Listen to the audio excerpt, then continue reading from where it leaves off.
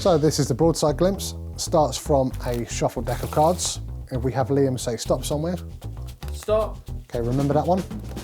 Goes back in, the deck is shuffled. And we already know that you're thinking of the Jack of Hearts. I am.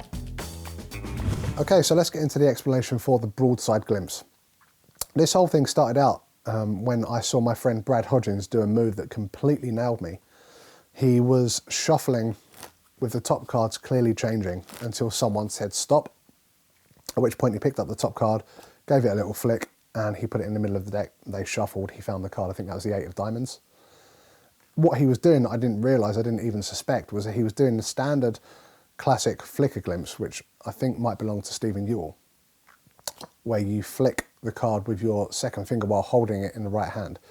And from the front, it doesn't look like the card could possibly have bent enough for you to see anything, but from the back you get a full kind of, I don't know if I can get the camera to see this, you get a full face kind of glimpse of that card.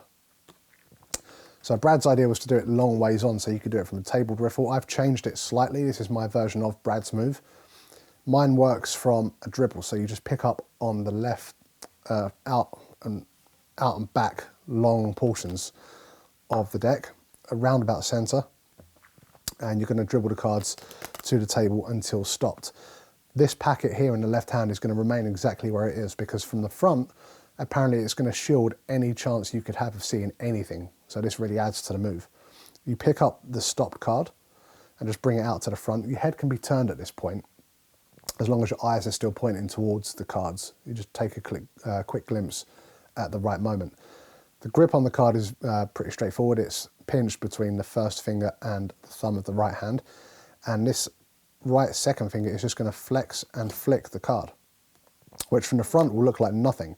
But if you're looking in the right place, you get a full glimpse of the index corner, which is at the moment it's at the bottom right hand side of the card.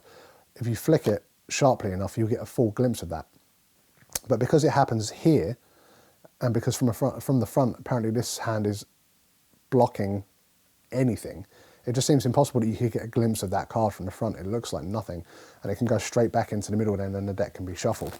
So to do that whole entire thing at speed, you start with a shuffled deck, you riffle until stopped, you pick up a card, that was the 10 of diamonds that time, and it goes straight back into the middle, and the deck can be shuffled.